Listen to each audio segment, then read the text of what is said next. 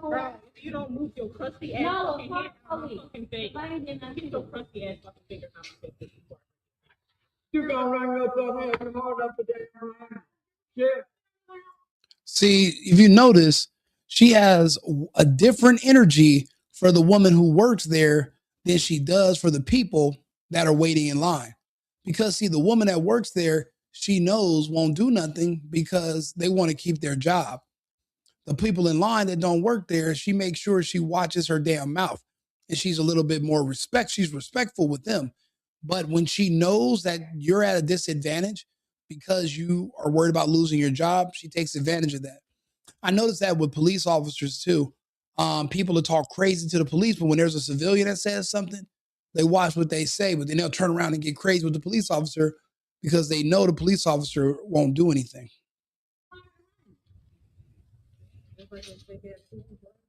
Okay, now somewhere. You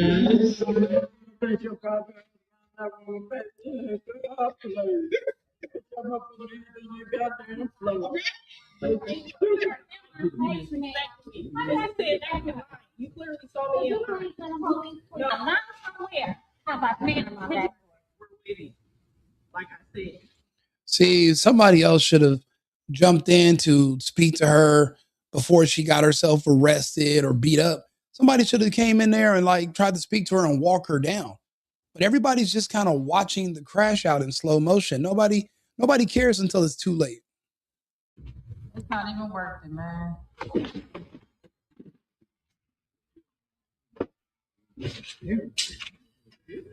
You on camera, so you want to do. You want to.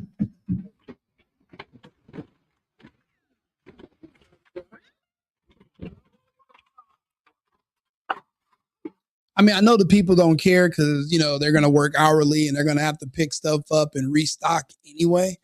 But it's just kind of like the principle, like you're letting somebody just destroy your location and no one's going to touch her because they don't want to be called racist or aggressive.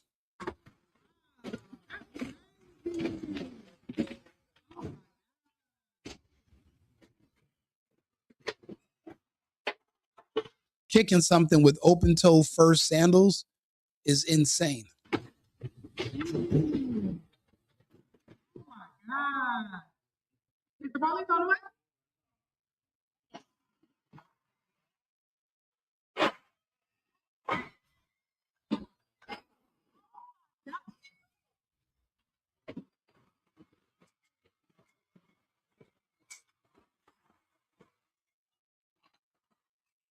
Oh my God.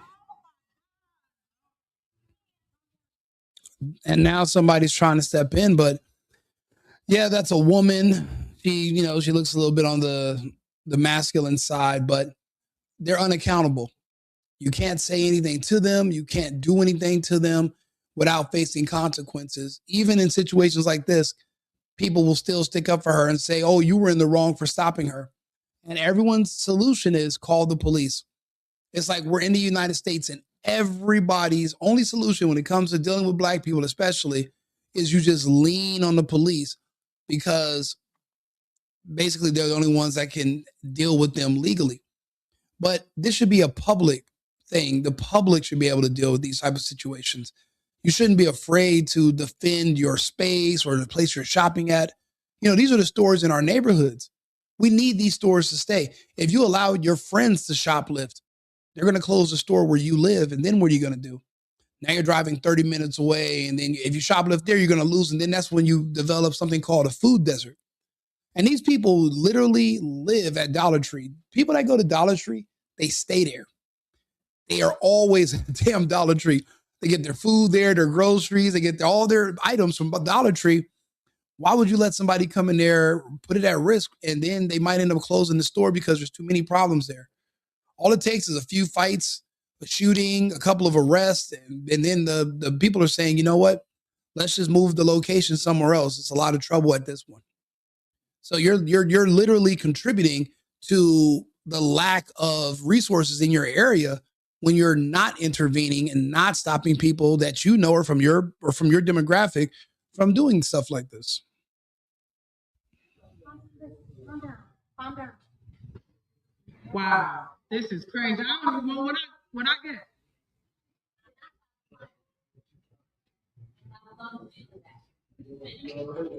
And now she's just walking around barefoot like she lives there. I mean, there's an old saying, some people don't have home training, but you're not allowed people. I mean, I guess it's not a thing. Disciplining children is not a thing anymore. Raising children to be respectful, or even raising children, it's not a thing anymore. These kids can't read, they can't write. A lot of them are on the spectrum, so things are confusing for them, and then they act out like this, and they have a bad temper, and they want prison because, well, that's the only place they can be guaranteed to go. They don't have to worry about paying bills. They don't got to deal with the stress of a love life or, going to work. That's why they like jail. They do things like this so they can get locked up for 3 months and get out for a month. And then they commit another crime to go right back. It's the revolving door. It's because our legal system isn't necessarily punishment anymore. It's too lenient. That's why I always advocate for removing birthright citizenship. That way, repatriation of certain people will be on the table no matter what. And you can literally excise them from the country. They will never be allowed back in here, a permanent ban. That's how you deal with women and people like this. That's how you deal with them. This is crazy, bro. You make sure they cannot come back here. Look at this mess. And I'll be honest, this is violence in my opinion. Vandalism. You're knocking stuff over. You're trying to pick a fight with a woman. That's violence. That's violence. But again, nothing's going to happen to her. No one's going to say anything. She can just tear up your store and you're going to be the one to suffer. That lady was in line. She said, I forgot what I even wanted. I don't even want this no more.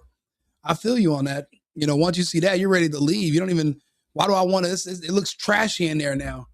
It's terrible. But I don't know. You guys let me know. What do you think? I mean, would you have said anything to her? Would you have just mind your own business and go to another store? Do you care if the stores in your neighborhood get closed down due to vandalism and crime like this? Some people don't. Some people do. Let me know in the comments. I'll be back on with another topic in a few minutes, and then we'll go back live. Remember, America first, America only. I've been needing to find a new apartment, which has not been easy with credit as bad as mine. Luckily, I found cosigning.com. They connected me with a cosigner who helped me get my dream apartment for me and my dog. I just paid a small fee and was able to move in fast. Get the cosigner you need for the apartment you want. Check out cosigning.com today.